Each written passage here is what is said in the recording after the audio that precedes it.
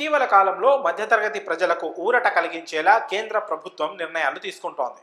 ఇంతకీ కేంద్రం మధ్యతరగతి ప్రజలకు తాజాగా తీసుకొచ్చిన ఆ గుడ్ న్యూస్ ఏంటి? దాని గురించి పూర్తి వివరాలను ఇప్పుడు మనం తెలుసుకునే ప్రయత్నం చేద్దాం. కేంద్రం తీసుకున్న నిర్ణయంలో భాగంగా ట్యాక్స్ రేట్లలో కీలక మార్పులను చేస్తూ వస్తోంది.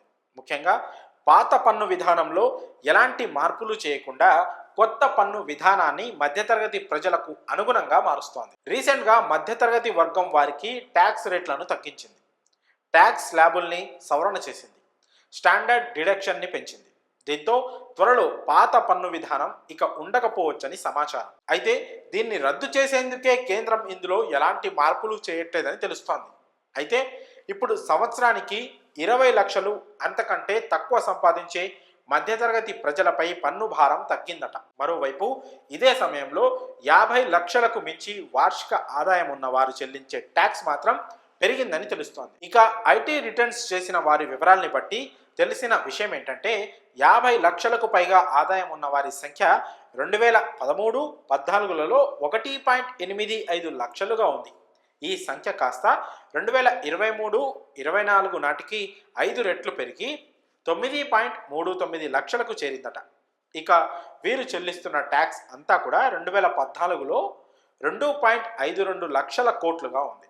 అది 3.2 రెట్లు పెరిగి 2024 నాటికి 9.62 లక్షల కోట్లయింది. ఇక మొత్తం ఆదాయపు పన్నులో 76% దాకా ఏటా 50 లక్షలకు పైగా సంపాదిస్తున్న వారి నుంచే వసూలవుతున్నట్లు తెలుస్తోంది. అందుకే మధ్యతరగతి ప్రజలపై క్రమంగా పన్ను భారం తగ్గుతున్నట్లు సమాచారం. ఇక 2.5 లక్షల నుంచి 7 లక్షల వరకు వార్షిక ఆదాయం ఉన్నవారు కట్టాల్సిన ఇన్కమ్ ట్యాక్స్ 2023-24లో సగటున 43,000గా ఉంది.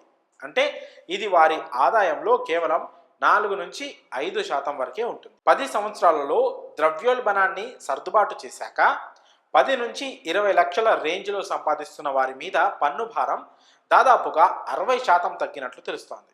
ఇక మొత్తం ఐటీ రిటర్న్స్ సంఖ్య 10 ఏళ్ల కిందట 3.60 కోట్లు ఉండేది. ఇప్పుడు అది ఏకంగా 7.97 కోట్లకు పెరగడం విశేషం. ఇది సంగతి. ఈ విధంగా కేంద్ర ప్రభుత్వం మధ్యతరగతి ప్రజలపై ఈ పన్ను భారం తగ్గించింది. ఇక ఈ విషయంపై మీ అభిప్రాయాలను కామెంట్స్ రూపంలో తెలియజేయండి.